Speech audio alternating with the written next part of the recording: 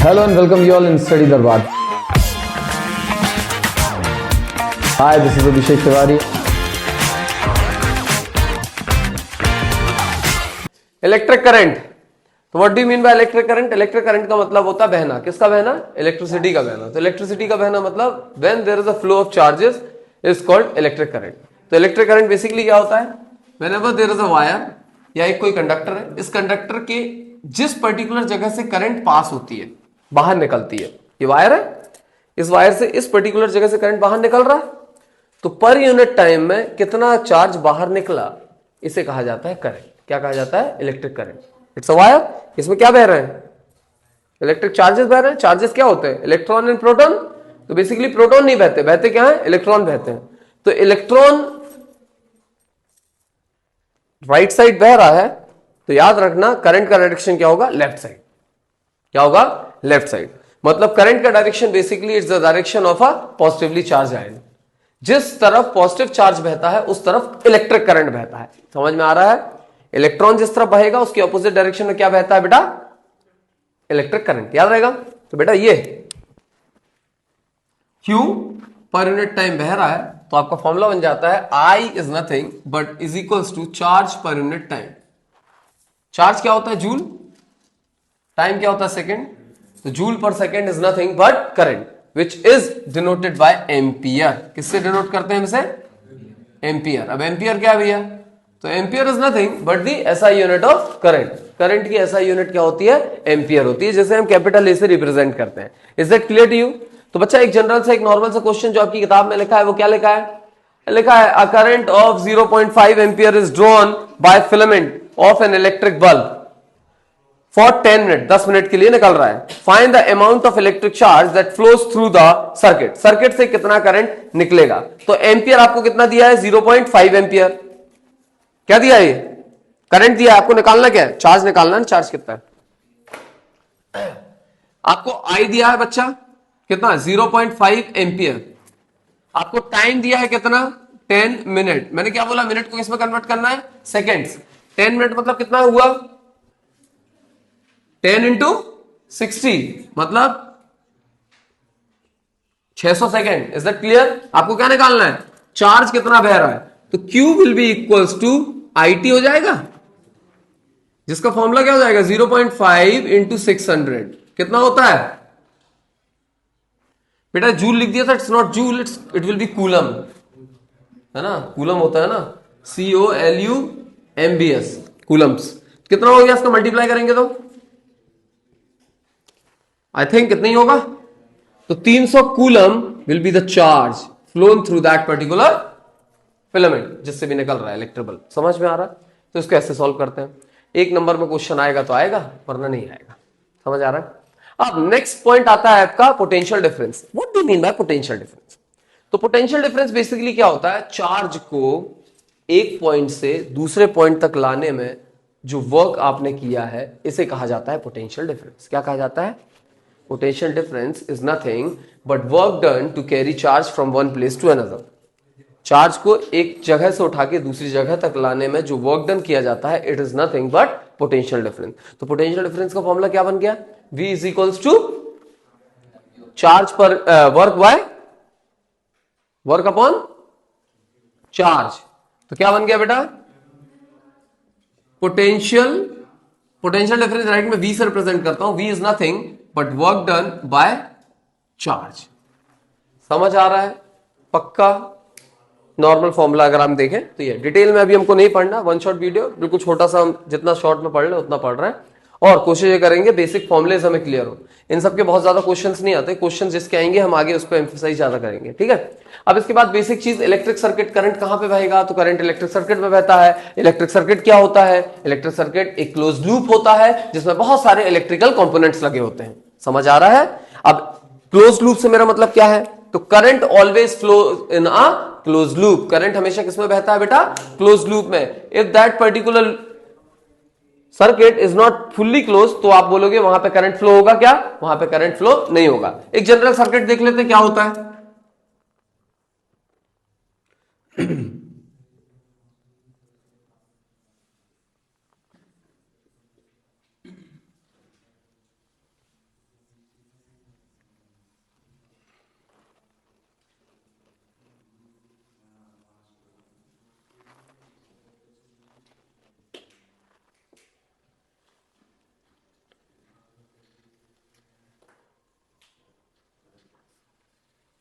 ये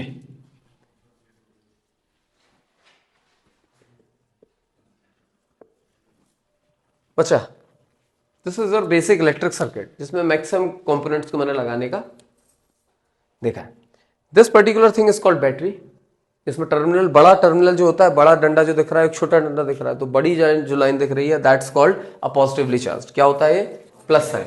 मतलब ये पूरी की पूरी प्लेट में पॉजिटिव चार्ज होंगे, फिर नेगेटिव, फिर पॉजिटिव, फिर नेगेटिव। इस कनेक्शन को कहते हैं सीरीज कनेक्शन। क्या कहते हैं? Series connection. और ये दो क्या है? This is nothing but one cell. क्या होता है? ये सेल होता है। ये कई सारे सेल जो हम लगा देते हैं तो क्या बन जाता है? बैटरी। मतलब इसका क्या ज्यादा होगा? वोल्टेज ज्यादा होगा। समझ आ रहा है? आपने देखी कि 12 वोल्ट की बैटरी छोटी सी होती है, जिससे आप एलईडीज एंड ऑल छोटे छोटे बल्ब चला लेते हैं, है ना? हाँ, वो डीसी इलेक्ट्रिक वही। तो वही हम कई सारे जब लगा देंगे, एक के पीछे एक के पीछे एक के पीछे एक, मतलब पॉजिटिव को नेगेटिव, नेगेटिव को पॉजिटिव, पॉजिटिव को नेगेटिव, नेगेटिव को पॉजिटिव, टर्मिनल कनेक्ट करते जाएंगे तो आपकी क्या बन जाती है? बैटरी। जिसका क्या ज्यादा हो जाता है? वोल्टेज ज्यादा हो जाता है। समझ आ रहा है? करंट कहां से कहां बहता है? तो करंट टर्मिनल में पॉजिटिव से बाहर निकलेगा और नेगेटिव से अंदर आएगा। जब बैटरी की बात करते हैं तो करंट कहां से बहता है बच्चा? यहां से आई करंट बहना स्टार्ट कर देगा। समझ आ रहा है? इसे हम क्या कहते हैं? दिस इज नथिंग बट की। की मतलब क्या होता है? जिसे आप स्विच कह देते हैं, स्विच बोर्ड होता है ना, तो switch is of. Switch off करने का मतलब होता है करंट चालू हो जाना, करंट का बहना। मैंने क्या बोला? Current always flows in a close path. देखो अभी पाथ क्लोज है, क्या खुला है ना? Terminal is open. जब टर्मिनल क्लोज होगा तो कैसा साइन होगा? ये साइन हो जाएगा। तो बैटरी क्या हो जाएगी बच्चा? ये साइन होता है सर्किट इज ओपन, और ये कहलाता है सर्किट इज क्लोज्ड। तो इसको कहा जाता है स्विच ऑन, इसको कहा जाता है स्विच ऑफ, जो आप नॉर्मल शब्दों में कहते हैं। लेकिन स्विच ऑफ का मतलब होता है ओपन कर देना की को, और स्विच ऑन का मतलब होता है क्लोज कर देना की को। हम मतलब उल्टा बोलते हैं। समझ आ रहा है? बोलते हैं ना बटन बंद कर दो, तो बटन बंद कर दो का मतलब तो ये होना चाहिए अकॉर्डिंग टू अस। लेकिन यहां बटन बंद करने का मतलब होता है सर्किट को ओपन कर दो, मतलब स्विच को ओपन कर दो। जैसे ही स्विच ओपन करेंगे, fan, light, whatever is the thing, वो सारी चीज क्या हो जाती है? बंद हो जाती है। समझ में आ गया? ये की है सर्किट क्लोज करने के लिए। ये क्या है? रजिस्टर। रजिस्टर अगर बेसिक डेफिनेशन की बात करें, रजिस्टर एक ऐसा इलेक्ट्रिकल कंपोनेंट होता है विच रेजिस्ट द करंट, जो करंट को रेजिस्ट करता है, बेसिकली करंट को खाता है।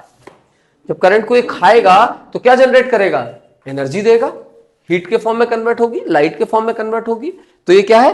रेजिस्टर से। जितने भी आपके घर में इक्विपमेंट्स लगे हुए हैं, इलेक्ट्रिकल इक्विपमेंट, चाहे वो बल्ब हो, ट्यूबलाइट हो, टेलीविजन हो, समझ आ रहा है? ये सारे के सारे में क्या होता है? रेजिस्टर से हम इसे संबोधित करते हैं। ठीक है? तो ये रेजिस्टर है। रेजिस्टर में एक पैरेलली कनेक्टेड एक डिवाइस दिख रहा है, इसे हम कहते हैं वोल्ट मीटर। क्या कहते हैं? Volt meter. This is nothing but volt meter. ये क्या है बेटा? ये इलेक्ट्रिक बल्ब है जो आप यहां लगा रहता है। ये अगेन क्या है? इसे कहते हैं अमीटर। क्या कहते हैं?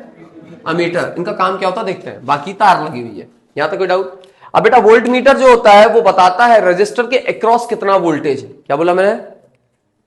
रजिस्टर के अक्रॉस, बल्ब के अक्रॉस। एक यहां पे लगा देते हैं, बल्ब का पता चल जाएगा। और डिवाइसेस हैं उनमें पैरेलली कनेक्ट कर देते हैं वोल्ट मीटर को, जिससे ये पता चलता है ये पर्टिकुलर डिवाइस कितना वोल्टेज इसमें है, इस टर्मिनल के आजू बाजू कितना टर्मिनल वोल्टेज है, कितने वोल्टेज पे ये पर्टिकुलर डिवाइस वर्क कर रहा है।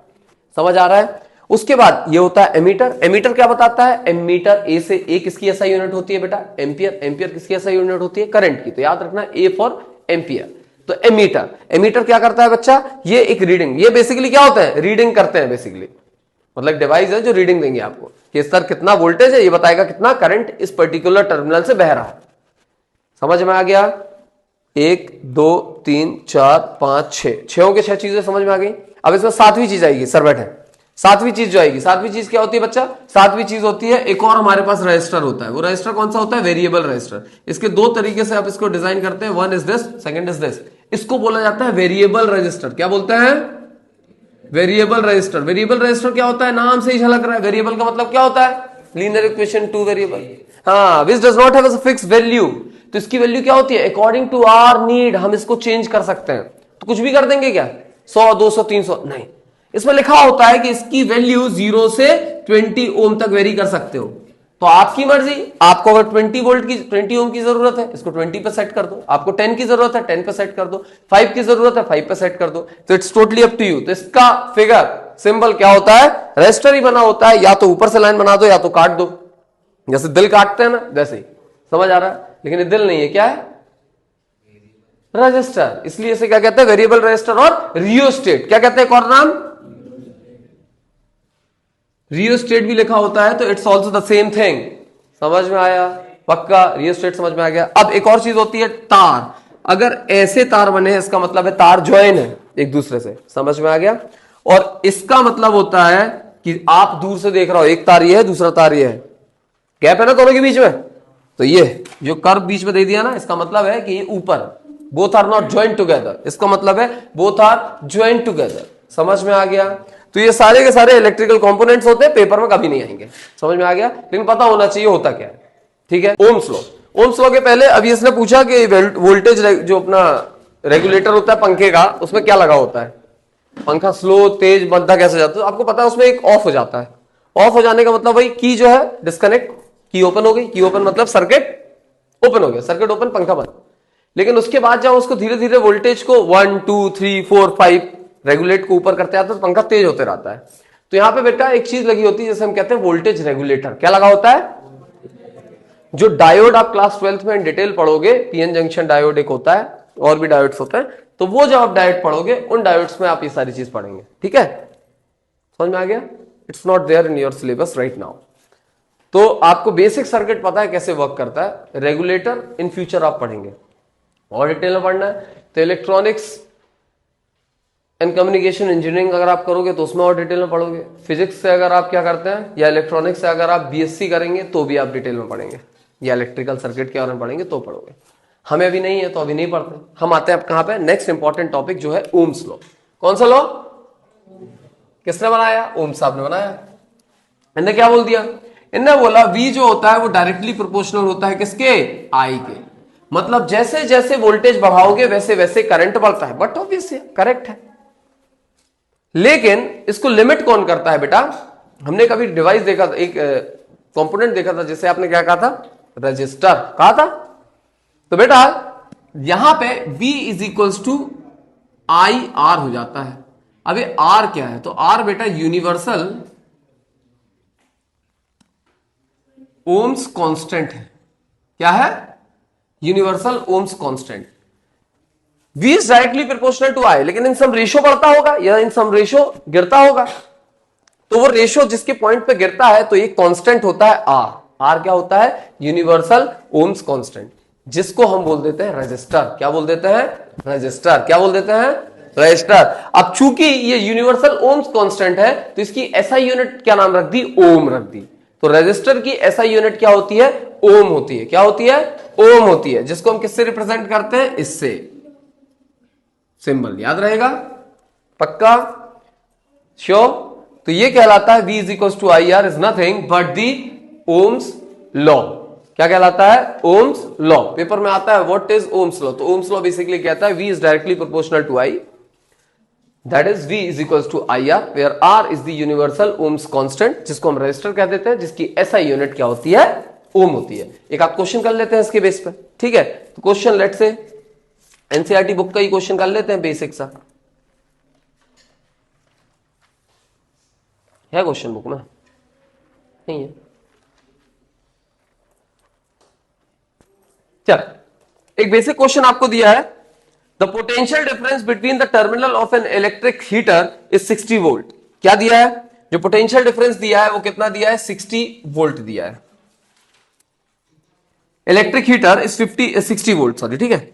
When it draws a current of 4 ampere, जब इससे करंट 4 एम्पियर का निकल रहा है तो आपको बताना है from the source what current will the heater draw if the potential difference is increase to 120 volt. अगर पोटेंशियल डिफरेंस 120 वोल्ट कर दिया जाए, ये V1 ले लो, ये V2 ले लो, 120 वोल्ट कर दिया जाए तो I2 कितना होगा? बच्चा heater remains the same, heater वही है, मतलब रेजिस्टेंस की वैल्यू क्या होगी? सेम होगी। चेंज क्या हो रहा है? V चेंज हो रहा है तो उसके रिस्पेक्ट में I चेंज होगा। मैंने अभी क्या बोला? R is what? कांस्टेंट। मतलब कांस्टेंट का मतलब होता है जिसकी वैल्यू फिक्स होती है। हमने पॉलिनोमियल चैप्टर में पढ़ा है, पढ़ा है नहीं पढ़ा है? वेरिएबल क्या होता है? जो चेंज होता है। V एंड I चेंज होता है, R क्या है? कांस्टेंट है। समझ में आ गया? तो यहां से हम क्या निकाल लेंगे बेटा? R की वैल्यू निकाल देंगे। यहां पे हम R की वैल्यू रख देंगे तो आपका I निकल आएगा। समझ आ रहा है? सॉल्व करके देखो पॉज करके, बाकी मैं फिर आगे सॉल्व करता हूं। सॉल्व करते हैं हम। यहां पे हम फॉर्मूला लगा देते हैं v is equal to I R, तो r will be equal to v upon I. Is that clear? v कितना दिया बच्चा? 60 4, तो कितना आ गया? 1 5 15। समझ में आया? तो r कितना आ गया? 15 ओम। इसको कहां पे रख दो? ऊपर वाले क्वेश्चन में पुट कर दो। ऊपर वाले मतलब इसमें। रेजिस्टेंस किसका? हीटर का ये है। हीटर तो वही है ना, आपने वोल्टेज बढ़ा दिया, तो वोल्टेज बढ़ा दोगे तो करंट क्या होगा? बढ़ेगा। हमने अब भी देखा v is directly proportional to I, लेकिन कैसे बढ़ेगा? डिपेंड करता है r पे। तो यहां से हमारे पास हीटर का रेजिस्टेंस आ गया 15 ओम। यहां पे पुट कर दो, v is equal to I R होता है, तो यहां से v2 is equal to i2 into R. R remains the same, तो i2 कितना हो जाएगा बच्चा? ये v2 अपॉन आर। v2 कितना दिया है? 120 वोल्ट।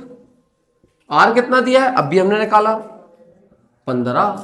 सॉल्व करेंगे कितना होता है? 15 8 हजार 120। तो ये क्या आ गया बच्चा? ये आ गया आपका करंट की वैल्यू। क्या दिया था आपको क्वेश्चन? आपको दिया था एक इलेक्ट्रिक हीटर है जिसके अक्रॉस वोल्टेज लगा, पोटेंशियल डिफरेंस है 60 वोल्ट का। तो उधर से करंट ड्रॉ हो रहा था कितना? सोर्स से, मतलब उस बैटरी से 4 एम्पियर का करंट निकल रहा था। आपको बताना है अगर मैं वोल्टेज डबल कर दूं तो करंट क्या होगा? क्या बोला? अगर वोल्टेज डबल कर दूं करंट क्या होगा? If the heater remains the same. जब हीटर रिमेन्स द सेम बोल दिया मतलब हीटर तो वही रहेगा, मतलब उसका रेजिस्टेंस सेम रहेगा ना। तो यहां हमने रेजिस्टेंस निकाला 15 ओम है। दूसरी वाली कंडीशन में हमको V दिया है, R हम निकाल चुके हैं, I निकालना है। V is equal to I R, I is equal to V upon R. यही है ना? V की वैल्यू कितनी थी? 120। R हम निकाल चुके हैं 15। 120 बाय 15 आता है आपका 8। बेसिकली जब आपने वोल्टेज डबल किया तो करंट भी क्या हो गया? डबल हो गया ना। यही तो इंपॉर्टेंट है, इसलिए तो बोला था ये क्या होते हैं? लीनियर इंक्रीज होता है। लीनियर का मतलब क्या होता है? अगर कोई इसका ग्राफ भी बनाने देता है तो देखो ये वोल्टेज है, ये करंट है, जैसे जैसे वोल्टेज बढ़ाओगे वैसे वैसे करंट बढ़ते जाएगा। समझ में आया क्या बोल रहा हूं बच्चे? पक्का? हरीशो? ठीक है। Now the next topic is factors on which resistance of a conductor depend. Resistance है resistivity, resistance of a conductor depend. भैया क्या लिखा है? तो टॉपिक लिख देते पहले। Factors on which resistance of a conductor depends. कौन कौन सी चीज है जिसपे कंडक्टर की रेजिस्टेंस डिपेंड करती है? दो चीज होती है बेटा, length of the conductor in cross section area of the conductor. Cross section area अब भी बताया था, कितने चार्ज पर यूनिट टाइम यहां से निकलेगा, तो ये क्या है? Cross sectional area. मतलब अगर ये तार है आपके पास, इसको अगर सामने से देखोगे तो एक सर्कल दिखेगा ना, तो इस सर्कल का एरिया जो होता है इसी को हम बोलते हैं क्रॉस सेक्शनल एरिया। क्या कहते हैं? Cross sectional area. इसको हम कैपिटल ए से रिप्रेजेंट करते हैं। सो जाओ इधर बेटा, यहीं लंपा लेट हो जाओ इधर ही, पिल्लू। ठीक है? Getting what I am saying? तो ये क्या रहता है? क्रॉस सेक्शनल एरिया, जहां से आपके चार्जेस फ्लो हो रहे हैं। श्योर? ये इसकी कहलाती है लेंथ, जिसको मैं एल से डिनोट कर रहा हूं। किससे? एल से डिनोट कर रहा हूं। समझ आ रहा है? पक्का? और रेजिस्टेंस बेसिकली करता क्या है? रेजिस्टेंस अभी मैंने बताया, which opposite the flow of current, जो करंट को बहने से रोकता है। अब मेरे को एक चीज बताओ, एक बहुत लंबी तार है, बहुत ज्यादा लंबी तार है। एग्जाम्पल तो समझे। हाँ, उज्जैन महाकालेश्वर मंदिर मैक्सिमम लोग गए होंगे, या किसी भी टेंपल आप जाते हो, यहां पे बहुत लंबी लाइन लगी होती है। तो बेसिकली लाइन लंबी लगी होने का मतलब, ये लाइन आपने देखा महाकालेश्वर मंदिर जाओगे तो बेसिकली ऐसे zigzag zigzag zigzag zigzag zigzag line बनाते हैं। वो zigzag zigzag zigzag zigzag line बनाने का मतलब क्या होता है?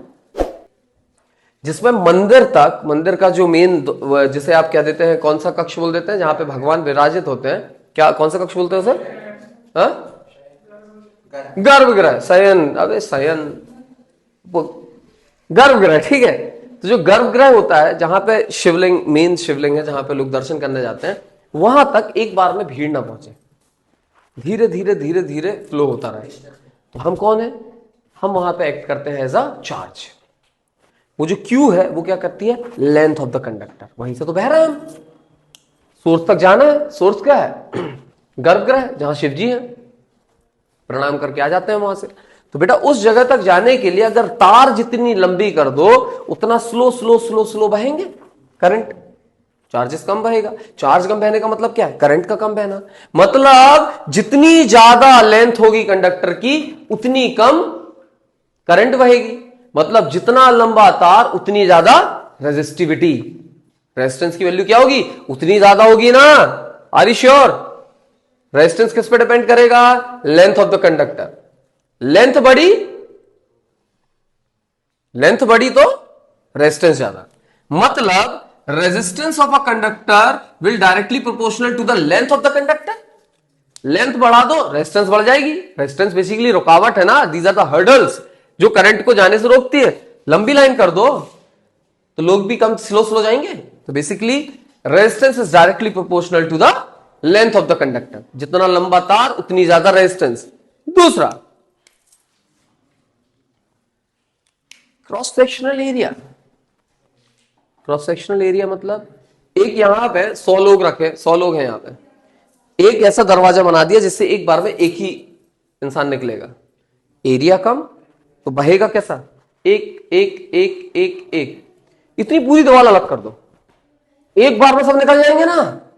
तो we will act as a charge again. Cross sectional area, बाहर एक बार में निकल गए मतलब करंट ज्यादा। हमने अभी पढ़ा था चार्ज पर यूनिट टाइम क्या होता है? करंट होता है ना। जितने ज्यादा चार्ज एक बार में बह गए उतना ज्यादा करंट।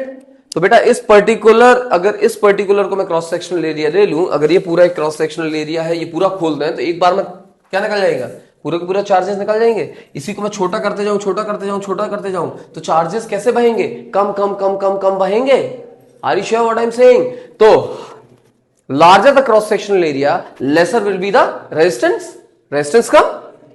और अगर मैं कहता क्यों भैया चुप रहोगे तुम लोग?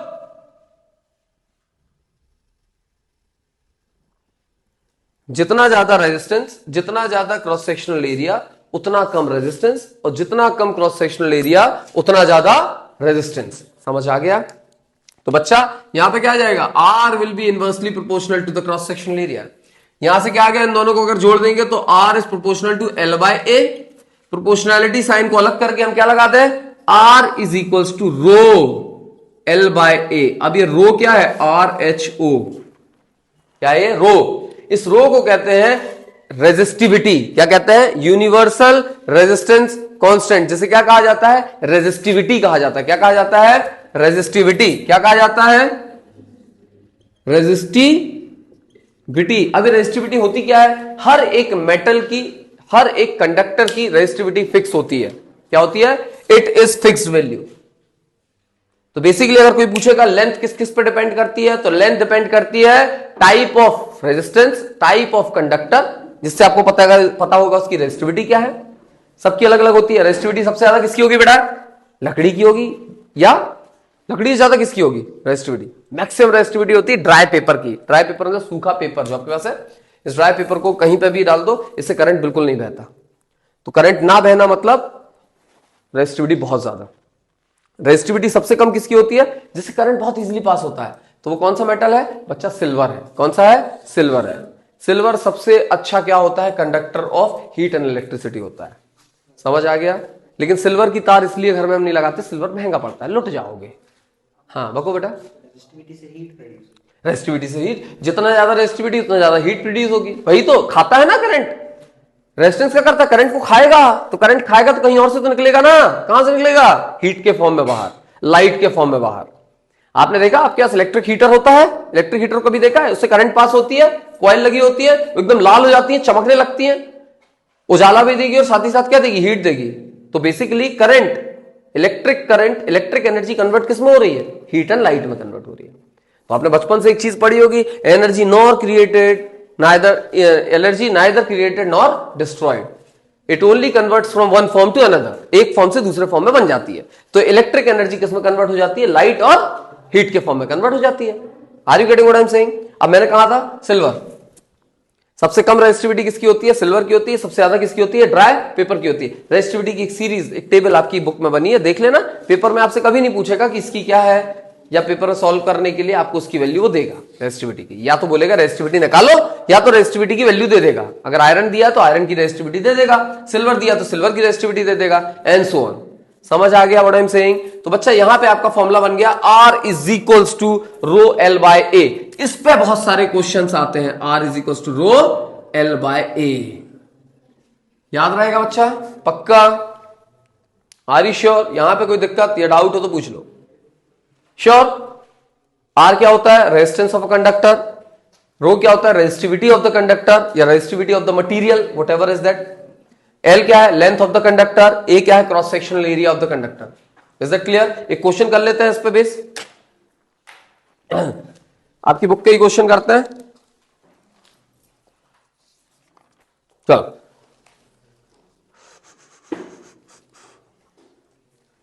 एक क्वेश्चन अच्छा है जो एग्जांपल में दिया, example 12.6 of your NCERT. A wire of given material having length I. एक वायर है जिसका मटेरियल हमको गिवन नहीं है, उसका लेंथ क्या दिया है? एल दिया हुआ है। फॉर्मूला हमको सिर्फ यही लगाना है, ठीक है? देख लेते क्या है। A wire of given material, given material मतलब let the resistivity of that material is rho. Rho उसकी रेजिस्टिविटी है। उसकी लेंथ कितनी है? Having length L. लेंथ कितनी उसकी? L. And area of cross section, area of cross section कितना दिया है? ए। हैज अ रेजिस्टेंस ऑफ 4 ओम। इसका रेजिस्टेंस कितना दिया बच्चा? 4 ओम दिया हुआ है। What would be the resistance of another wire of the same material? Same material जैसे ही बोला, रो रिमेन सेम। मैंने क्या बोला? हर मटेरियल का रेजिस्टिविटी गिवन होगी। हमने क्या ले ली? पहले वाले की रो ली है तो दूसरे वाले की भी क्या होगी? रो ही होगी। क्यों? क्योंकि लिखा हुआ है ऑफ द सेम मटेरियल। अगर वो सिल्वर का है तो सिल्वर ही रहेगा अभी भी, आयरन है तो आयरन का ही होगा। उस टेबल में देख लो, रेजिस्टिविटी रिमेन्स द सेम। ठीक है? फिर क्या लिखा हुआ है? Another wire of the same material having length. अब इसकी लेंथ कितनी हो गई बेटा? L by 2। Area of cross section क्या हो गया? 2A। आपको क्या निकालना है? What would be the resistance of another wire? R आपको निकालना है। Is that clear? बच्चा पहला वाला देख लेते हैं। पहले वाले में अगर फॉर्मूला लगाया जाए तो R 4 is equals to rho L by A है। बोलो हाँ, नहीं बोलोगे? श्योर? सेकेंड वाले में अगर फॉर्मूला पुट करें तो R is equals to rho remain same. L की जगह पे क्या है? L बाय 2 अपॉन में क्या है? 2A। यही है। इसको फर्दर सॉल्व करेंगे, what you will get? Rho L upon 2 into 2 4A हो जाएगा। यहां दिक्कत है क्या? पक्का? यहां से अगर मैं 1 बाय 4 बाहर ले लूं तो आपके पास क्या बचा अंदर? रो L बाय ए। यही ना बचा? यहां डाउट है? डाउट है तो पूछो। क्या किया मैंने? रो L by 2 bye 2A। 2A क्या है? फॉर्मूला वही है। लेंथ ऑफ द कंडक्टर क्या है? L बाय 2 लिखा हुआ है। क्रॉस सेक्शनल एरिया यहां पे क्या है? 2A है। डिनोमिनेटर का डिनोमिनेटर से क्या हो जाएगा बच्चा? मल्टीप्लाई हो जाएगा। तो 2 इंटू 2 गिव्स यू 4A। मैंने 1 बाय 4 बाहर ले लिया तो आपका क्या बचा? 1 बाय 4 जैसे ही बाहर लिया, रो L बाय ए बचा। इसका अंदर मल्टीप्लाई कर दोगे, यही आ जाएगा। Is that clear? बच्चा इस इक्वेशन से, from equation number 1, rho L by A की वैल्यू क्या दी? 4 दी है। मैं लिख दूं 1 बाय 4 इंटू 4, तो R कितना आ गया? 1 ओम। समझ में आया?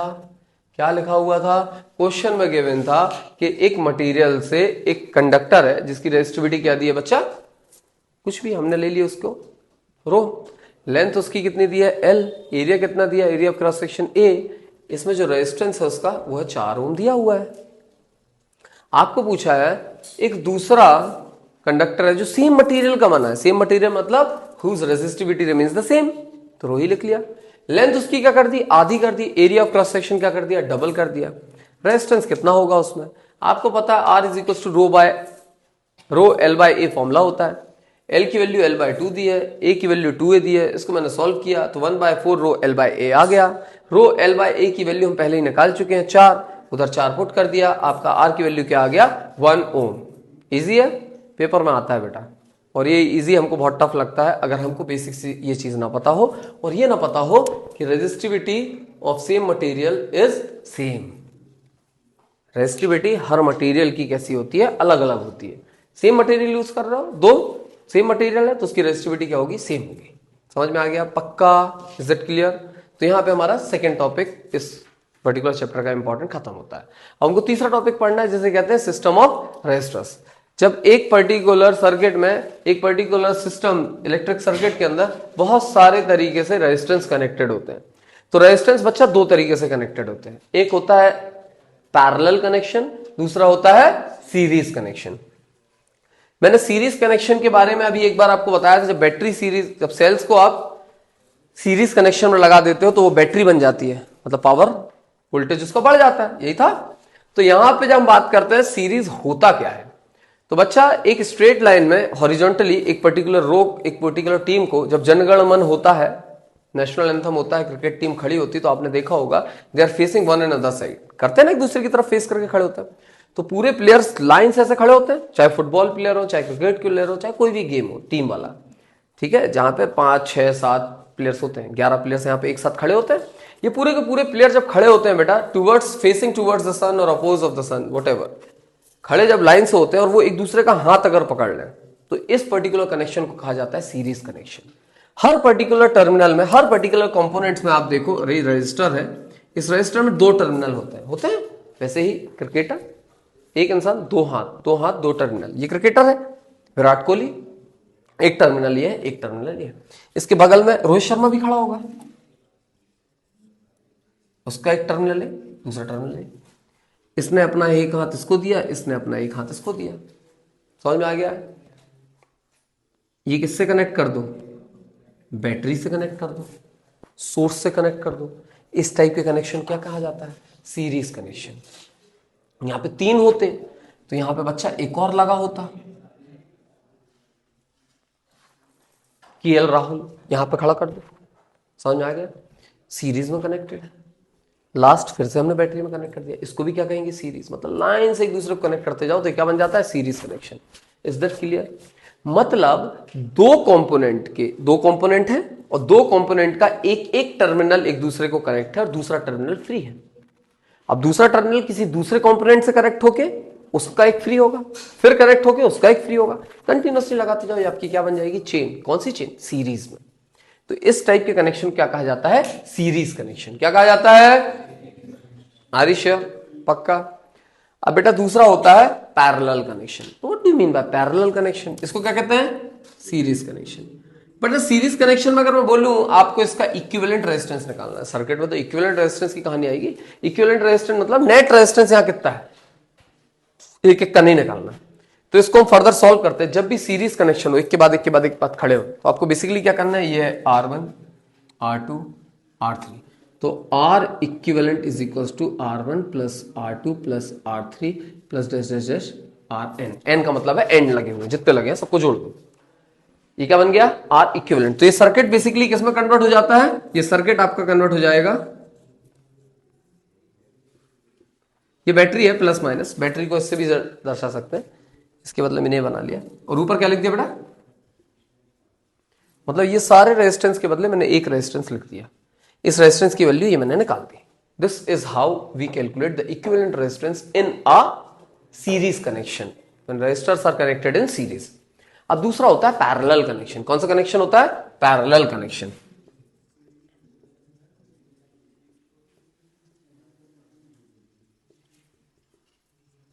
पैरेलल कनेक्शन क्या होता है बच्चे, मैंने बताया 2 टर्मिनल है, रेलगाड़ी छुक छुक छुक, बचपन में खेलते थे, एक के पीछे एक लग जाते थे।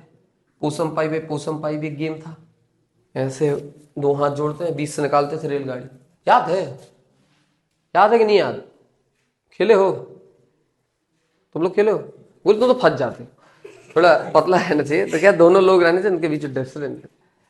Don't take it personal but it was, ठीक है, समझ आया। पैरेलल कनेक्शन, तो बेटा रेलगाड़ी छुक छुक छुक, बेसिकली क्या होता है, मेरे 2 टर्मिनल मैंने सामने वाले के कंधे से पकड़ लिए, उसके 2 टर्मिनल उन्होंने सामने वाले के पकड़ लिए, उसके 2 टर्मिनल उसने सामने वाले के पकड़ लिए, कंधे से कंधे जोड़ाते चलो। समझ में आ गया? तो बेसिकली क्या किया, एक रजिस्टर इसको मैंने कनेक्ट कर दिया दूसरे रेजिस्टर के साथ। देखो इसके दोनों टर्मिनल और इसके दोनों टर्मिनल एक दूसरे से कनेक्ट है। एक तीसरा मैंने रेजिस्टर ले लिया और इसके भी टर्मिनल मैंने कनेक्ट कर दिए, and so on. R1, R2, R3, Rn, रेलगाड़ी रेलगाड़ी छुक छुक छुक। ये समझ आया? ये पर्टिकुलर कनेक्शन कहा जाता है क्या? Parallel connection. क्या कहा जाता है? Parallel connection. When both the terminal of one component are connected to both the terminal of another component. हर कंपोनेंट के दो टर्मिनल होते हैं, पहले के दोनों टर्मिनल दूसरे के दोनों टर्मिनल से कनेक्टेड है, फिर उसके तीसरे से कनेक्टेड है, फिर उसके चौथे से कनेक्टेड है। तो सीरीज कंटिन्यू चलती जाएगी। समझ में आ रहा है ना? एक इंसान खड़ा है, दूसरा लाइन से खड़े हो जाओ ऐसा हाथ पकड़ पकड़ के, क्या हो गया? Parallel connection. क्या हो गया? मतलब ये फेसिंग क्या करेंगे? या तो आगे या तो पीछे। समझ में आ गया? एक के पीछे एक लगे रहेंगे। और अगर हम ऐसे खड़े हैं और लाइन से खड़े हैं, जैसे सीरीज कनेक्शन। समझ में आ रहा है? इमेजिन कर पा रहे हैं जो मैं बोल रहा हूं? पक्का? श्योर? 100%? तो ये कहलाता है series connection, parallel connection. Parallel connection का फॉर्मूला क्या होता है? तो पैरेलल कनेक्शन का उल्टा बस कर दो थोड़ा सा। अब थोड़ा सा उल्टा मतलब, सपोज मैं दो टर्मिनल का बता दे रहा हूं, बाकी अब 4 5 6 का जितने का निकालना निकालते रहना।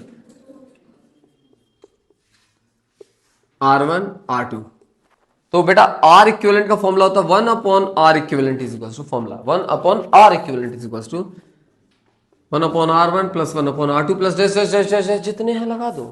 इसको अगर फर्दर सॉल्व करूंगा तो कितना होता है? R1 plus R2 upon R1 R2। LCM कितना होगा? R1 R2, R2 plus R1 हो जाएगा। मैंने लिख दिया। इसको उल्टा कर दें तो कितना हो जाएगा? R equivalent R1 R2 upon R1 plus R2। ये आपका बन गया फॉर्मूला दो रेजिस्टेंस का। 3 है तो प्लस 1/R3 हो जाएगा। एलसीएम लेंगे तो R1 R2 R3। यहां पे कितना आएगा? R2 plus R3, R1 plus R3, R1 plus R2। उसका फिर उल्टा कर दो। जितने रेजिस्टेंस लगाने लगाते जाओ। एलसीएम लेके खेलते तो बनता है ना, एलसीएम को सॉल्व करते बनता है ना, पक्का सच्ची? ठीक है, पोसम पाई में पोसम पाई खेल लेना। Let's solve one question. एक सर्किट बनाते हैं।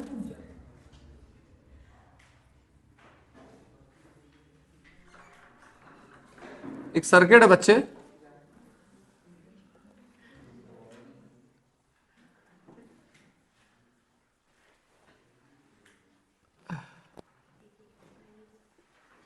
एक सर्किट है 4 ओम 4 ओम 4 ओम 4 ओम, 2 ओम 2 ओम।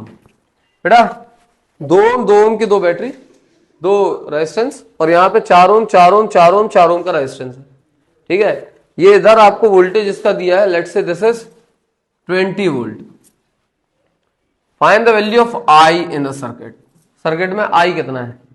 सर्किट में आई क्या है? आई मतलब current through a circuit. You need to find out current through a circuit. आपको निकालना है बच्चा, जब आपको क्या दिया हुआ है? 2 ओम 2 ओम के दो रेजिस्टेंस लगे हुए हैं और 4 ओम 4 ओम 4 ओम के नीचे रेजिस्टेंस लगे हुए हैं। और अच्छा करना है, चलो ये ठीक है, या कर दें, चलो लेट्स से यहां पे भी लगे हुए हैं 4 ओम 4 ओम। अब बेटा आपको इक्विवेलेंट रेजिस्टेंस पहले निकालना पड़ेगा और फिर उसके बाद आपको क्या फाइंड करना पड़ेगा? V is equal to IR, Ohm's law वाला फॉर्मूला। तो इसको कैसे निकालेंगे? Let's solve. इसको एक तरीके से सॉल्व करते हैं, तरीके 2-4 हैं, एक बेसिक तरीके से सॉल्व करते हैं। ठीक है, कैसे करेंगे? तो बच्चा सबसे पहले आप इस सर्किट, इन दो रेजिस्टर्स को देखो कैसे कनेक्टेड है। ये इसके दोनों टर्मिनल इसके दोनों टर्मिनल से कनेक्टेड है, तो ये पैरेलल कनेक्शन है। ये दोनों कैसे कनेक्टेड है? इसके दोनों से कनेक्टेड है। बोलो हाँ। ये चारों कैसे कनेक्टेड है? 1 2 3 4, देखो दोनों दोनों दोनों दोनों चारों के दो दो टर्मिनल एक दूसरे के साथ जुड़े हुए हैं। Is that clear? इस सर्किट का इक्विवेलेंट सर्किट अगर मैं बनाना चाहूं तो it can be in this form, 20 volt,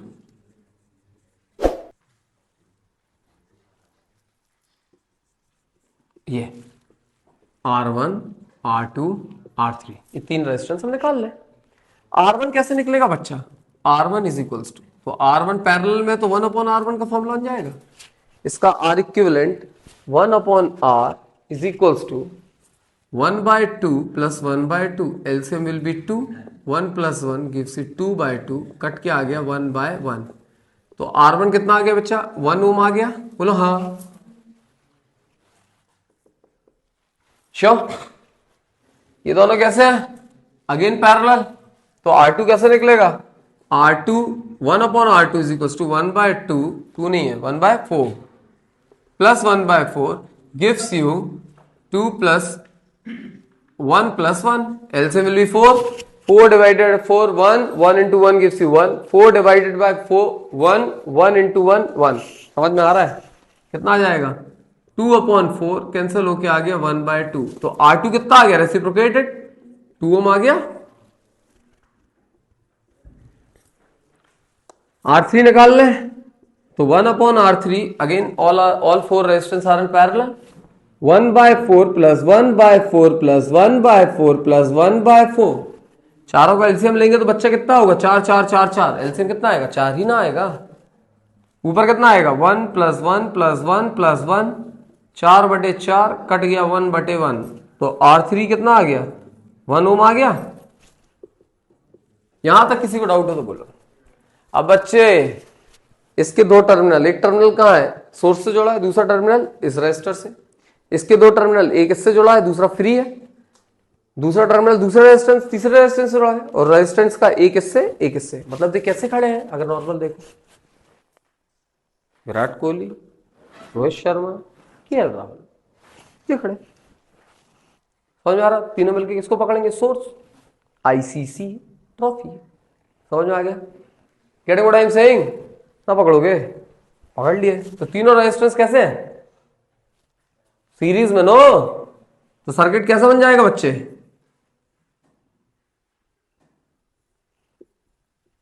are equivalent plus minus 20 volt plus. R equivalent कैसे निकलेगा इन तीन का? Will be equals to 1 plus 2 plus 1 that is 4 ohm. दिक्कत यहां. अब फॉर्मूला क्या होता है? V is equals to I R. क्या निकालना है? I निकालना है. तो I will be equals to V upon R. V कितना है? R कितना है? 4 5 20. तो I कितना आ गया? 5 ampere. Is that clear? Take the screenshot, copy it, solve it. समझ आ गया? Now these are the two question, try to solve them. इन दोनों क्वेश्चन को ट्राई करो. तो बेसिकली शॉर्ट में एक समझा रहा हूं, दूसरा तुम लोग खुद करना है. ठीक है? 1 1 देखो ओरली अगर सॉल्व करें. 1 1 कितना हो गया? सीरीज में 2 2 और 2 पैरेलल में कनेक्टेड है. तो जब 2 और 2 पैरेलल में कनेक्टेड होंगे 1/2 plus 1/2 gives you 2/2 that is 1. तो इनका क्या आ गया? 1 आ गया. पक्का? अब ये 1 और ये सीरीज में कनेक्टेड है. तो 1 प्लस 1 अगेन 2. ये 2 और नीचे देखो 2 दिख रहा है, पैरेलल में कनेक्टेड है. 2 और 2 पैरेलल में कनेक्टेड है. मतलब ये पूरा भी कितना आ जाएगा? 1. ये 1 और 1 2. ये ऊपर मतलब 2 आ गया. नीचे 1 प्लस 1 2. तो 2 और 2 अगेन पैरेलल में कनेक्टेड है. तो कितना आ जाएगा? 1 आ जाएगा. अगर हम सॉल्व करें तो देखो इसका, अगर मैं सिर्फ ऊपर वाले का डायग्राम बनाऊं तो पहला डायग्राम आपका क्या होगा? ये सॉल्व और ये मतलब ए. तो ये 2 और 2 हो जाएगा.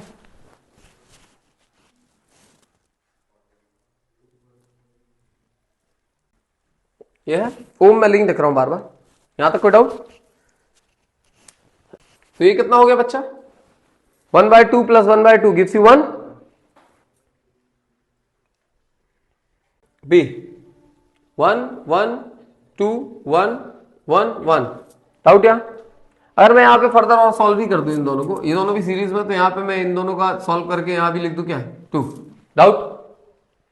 ये दोनों फिर से क्या है? 2. और इस फर्दर पूरे को सॉल्व कर देंगे तो कितना जाएगा? 2 और 2 1 आ जाएगा. तो मैं इसको फर्दर इक्विवेलेंट सर्किट लिख दूं.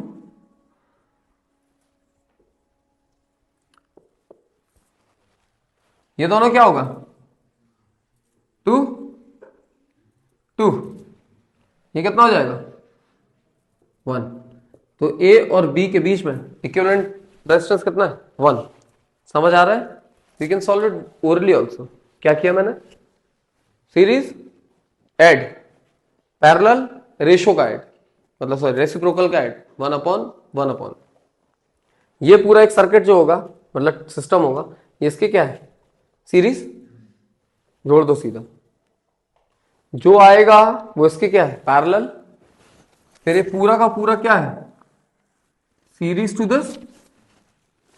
फिर ये पूरा इस दोनों के क्या है? Parallel. That's what I have done. Try to solve this and answer इसका बताओ क्या होगा। समझ आ गया क्या बोल रहा हूं? इसका आंसर हमने देख लिया 1। सेकंड का आंसर कितना है आप लिख लो कहीं, सॉल्व करके देखना। आंसर है आपका 4 ओम। कैसे आएगा? सिंपली पहले आपको देखना है ये दोनों पैरेलल में, 4 4 तो 1/4 plus 1/4 gives you 2/4, that is 1/2। उसका उल्टा करेंगे तो ये आ गया 2। 2 + 2 4। ये 1 2 3 4 5 जो आपको रेजिस्टर्स दिख रहे हैं, these two resistor are connected in series. 2 + 2 gives you 4। नीचे वाले खुद में क्या है? सीरीज। 2 + 1 + 1 4। 4 and 4 इन पैरेलल, तो इनका भी कितना आ जाएगा जैसे इधर किया 2। 2 + 2 + 2 + 2 कितना आ गया ऊपर वाले टर्मिनल में? 8। नीचे देखो 3 + 3 + 2 8। 8 8 पैरेलल में 1/8 + 1/8 2/8 1/4 उल्टा कर दो 4। आंसर आ गया। समझ में आ गया? अच्छा ये क्वेश्चन अगर आपने कर लिया तो पेपर में अगर सीरीज पैरेलल कनेक्शन का कोई भी क्वेश्चन आता है, you will very easily solve that particular question. एक और सर्किट आपको बता दूं छोटा सा याद रखने के लिए, जस्ट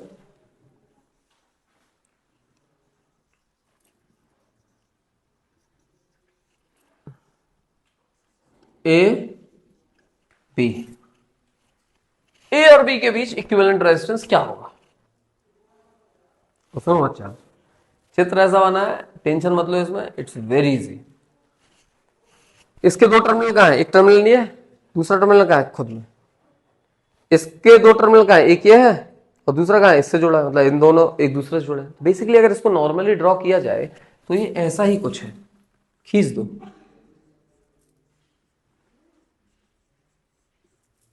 समझ आ गया? इसको अगर मैं 1 2 2 1 ले लूं तो ये 2 और ये 2 ही ले लो, इसको भी अच्छा लगेगा। समझ में आ गया? तो बच्चा ये डायग्राम और ये डायग्राम सेम है। देखो मैंने इसको बस क्या किया, तार को ऐसा जोड़ दिया, यही ना बन गया। Are you sure? तो इस टाइप के डायग्राम में ये बनता है। इसको सॉल्व करेंगे क्या होगा? 2 2 4 4 और 2 कितना होता है? कितना आएगा ये? 1/4 + 1/2 गिव्स यू 4। 1 + 2 2 4 कितना आता है? 3। यही ना आता है? 3 कैसे आ जाएगा? 2 2 4 2। 2 + 1 3/4 उल्टा कर दे तो आंसर कितना आएगा? 4/3 ohm. Are you sure what I am saying? अगर ट्रायंगुलर शेप आता है तो बेसिकली उसका मतलब क्या होता है? यही होता है। तो डायग्राम देख के डरना नहीं। श्योर? पक्का? अगर यहीं पे 2 2 लगा देता और यहां पे 2 2 लगा देता तो ये दो और एक दूसरे के साथ क्या है? सीरीज में, मतलब 2 + 2 + 2 + 2 8 हो जाते हैं। मतलब basically what I am saying,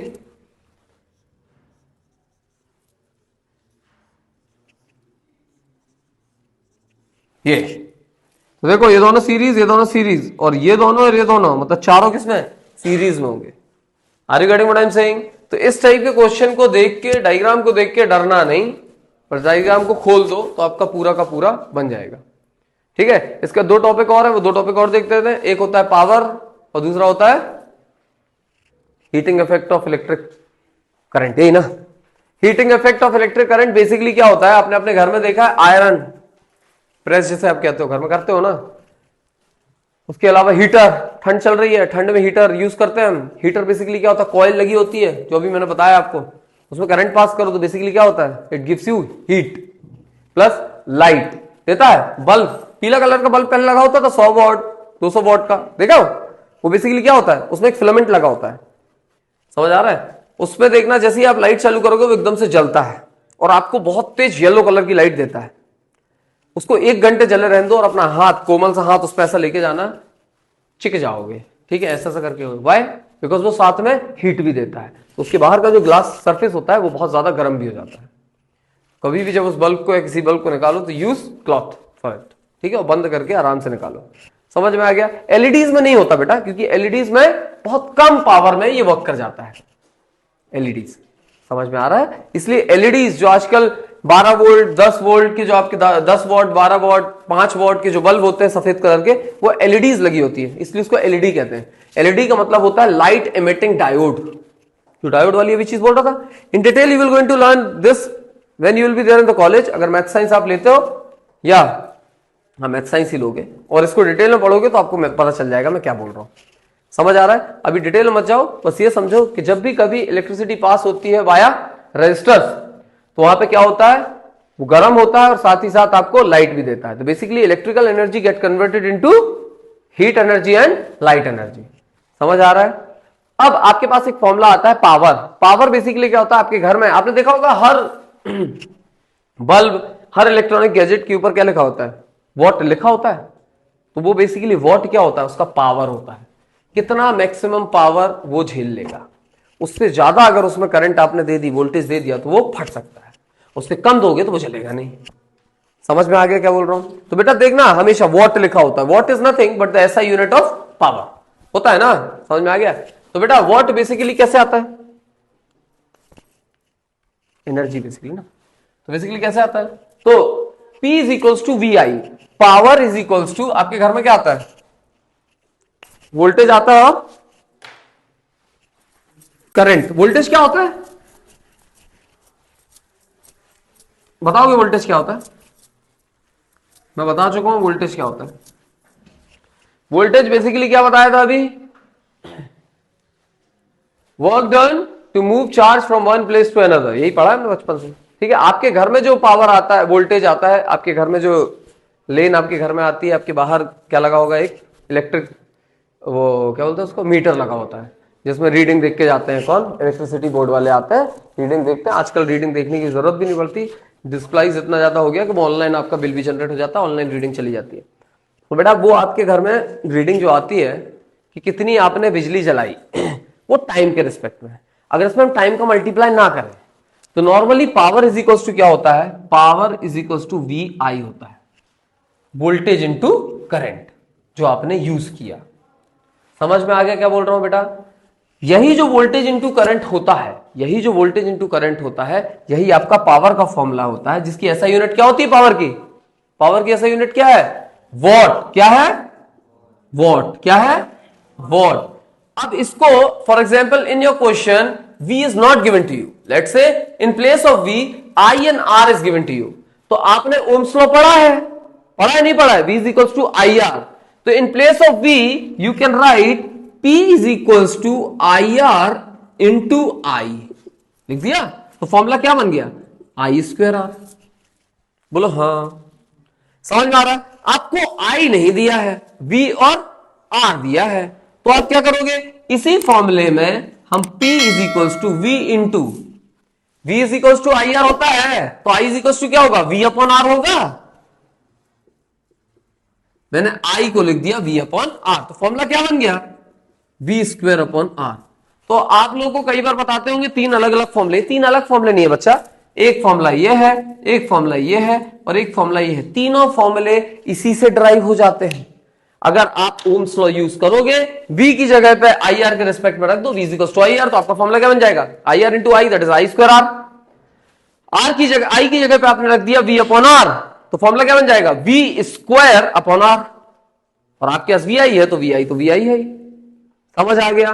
तो तीन अलग अलग फॉर्मूले नहीं है, फॉर्मूले एक ही है, उसी से तीन फॉर्मूले डराइव हो गए। डिपेंड करता है क्वेश्चन में आपको दिया क्या है। क्वेश्चन में दो क्वांटिटी, दो वैल्यूज आपको देगा, इधर V आई आई आर या V आर, तो यहां से लगाना, फॉर्मूला ले आना। अब इसी में अगर मैं टाइम का मल्टीप्लाई कर दूं, कितने घंटे लाइट जली है, आपके घर में जलती है ना, तो कितने घंटे लाइट जली है, उसी को हम बोलते हैं एनर्जी कंज्यूम्ड। कितनी आपने एनर्जी कंज्यूम की है, समझ में आ रहा है? तो इसे ही एनर्जी इज इक्वल टू बन जाता है फॉर्मूला क्या, P into T, that is energy is equals to the energy which you consumed is nothing but P into T, that is VIT। समझ में आया क्या? बोलो हाँ, सच्ची, पक्का, आर यू श्योर। ये फॉर्मूले हैं, इस फॉर्मूले को लिख लो, इसके बेसिस पे 1-2 क्वेश्चन करते हैं, फिर हमारा ये चैप्टर हो जाता है खत्म। तो आपने इस पर्टिकुलर चैप्टर में कितने फॉर्मूले पढ़े? सबसे पहला फॉर्मूला रिवाइज कर लेते हैं। सबसे पहला फॉर्मूला आपने पढ़ा करंट का। करंट का फॉर्मूला क्या पढ़ा है? Charge per unit time, that is Q by T is equal to I। जहां से आपको पता चला चार्ज की, दैट इज करंट की SI यूनिट क्या होती है? एम्पियर। एम्पियर बेसिकली क्या होता है? चार्ज। कूलम पर सेकेंड को हम एम्पियर बोल देते हैं। Is that clear? दूसरा फॉर्मूला आपने पढ़ा potential difference. Potential difference is nothing but work done per unit charge, that is V मतलब potential difference, V is equals to W upon Q, जिसकी SI यूनिट होती है वोल्ट। क्या होती है? वोल्ट। क्या होती है? वोल्ट। क्या होती है? वोल्ट। नेक्स्ट आपने कौन सी चीज पढ़ी है? Ohms law. What do you mean by Ohm's law? Ohm's law आपको बताता है V is directly proportional to I, that is V is equals to IR, जहां पे R क्या है? यूनिवर्सल ओम्स कांस्टेंट, जिसे आप रेजिस्टेंस क्या देते हो? SI यूनिट क्या है? Ohm, OHM। तो V is equals to IR पता चल गया। V की SI unit volt, potential difference. I की SI unit ampere, current. R की SI unit ohm, resistance. Is that clear? For sure, पक्का। इसके बाद आपने पढ़ा factors on which resistance of a conductor depends. कौन कौन से फैक्टर है जिस पर रेजिस्टेंस, किसी कंडक्टर का रेजिस्टेंस डिपेंड करेगा? तो आपने क्या पढ़ा? जितना लंबा वायर उतनी ज्यादा रेजिस्टेंस, जितना बड़ा क्रॉस सेक्शनल एरिया उतना कम रेजिस्टेंस। तो V is directly proportional to L and R is directly proportional to L and R is inversely proportional to its cross sectional area। तो आपने क्या पढ़ लिया? R is proportional to L by A। Proportionality sign को आपने अलग किया और क्या लिख दिया? R is equals to rho L by A। क्या पढ़ लिया? rho L by A, where rho is the resistivity of that conductor। Her conductor की रेजिस्टिविटी फिक्स होती है, चाहे वो आयरन की ले लो, कॉपर की ले लो, सिल्वर की ले लो, वुड की ले लो और एनीथिंग एल्स। समझ में आ गया क्या बोल रहा हूं? तो R is equal to rho L by A, ये एक फॉर्मूला आपने पढ़ लिया। R जहां रेजिस्टेंस होता है, रो जहां पर रेजिस्टिविटी होती है, रो की SI यूनिट रो की SI यूनिट रो ही पढ़ लिया हमने, ठीक है। फिर रो की SI यूनिट क्या होगी बच्चा? तो रो की SI यूनिट आप सॉल्व करके देख सकते हो बच्चे। R is equal to rho L by A, rho की SI यूनिट निकालनी है तो rho is equal to R into A upon L होता है। रेजिस्टेंस की कितनी होती है? ओम। एरिया की क्या होती है? Metre square. L की क्या होती है? मीटर। मीटर से मीटर कैंसिल, तो रो की SI यूनिट क्या होगी? ओम मीटर। याद रखना क्या होती है? ओम मीटर। क्या होती है? ओम मीटर। एक नंबर में आएगा तो लिख देना भैया, ओम इंटू मीटर। निकाली कैसे? निकालने का तरीका भी सिखा दिया। समझ में आ रहा क्या बोल रहा हूं? तो रो दैट इज रेजिस्टिविटी की SI यूनिट होती है ओम मीटर। कितनी होती है? ओम मीटर, ठीक है। अब इसके बाद हमने क्या पढ़ा? इसके बाद हमने पढ़ा पैरेलल कनेक्शन और सीरीज कनेक्शन क्या होता है। जब भी कभी सीरीज कनेक्टेड होंगे रेजिस्टर, सिंपली उनको जोड़ दो तो R इक्विवेलेंट क्या होता है? R1 प्लस R2 प्लस डेस RN। जितने भी रेजिस्टर्स है सबको सीरीज में कनेक्ट कर दो।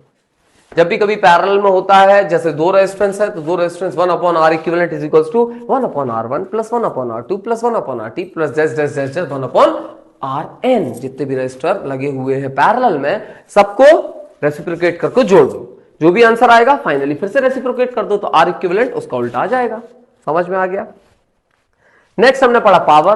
तो power is nothing but V into I, voltage into current is known as power. समझ में आ रहा? Voltage into current. अगर आपको रेजिस्टर और रेजिस्टेंस और करंट दिया हुआ है तो वही आपका फॉर्मूला बन जाता है I square R, I square R।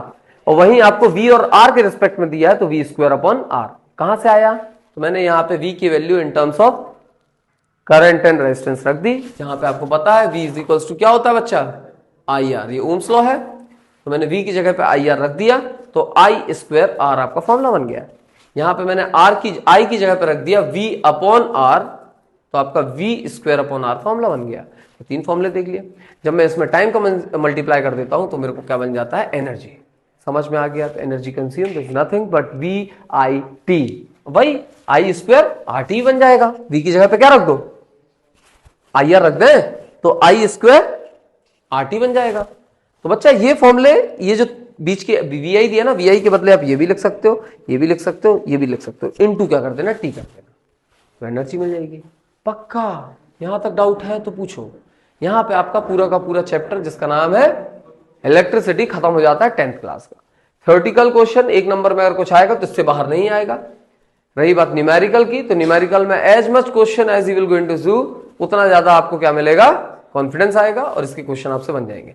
बहुत इजी क्वेश्चन आते हैं, बहुत टफ क्वेश्चन नहीं आते हैं, तो चैप्टर से डरना नहीं बिल्कुल भी।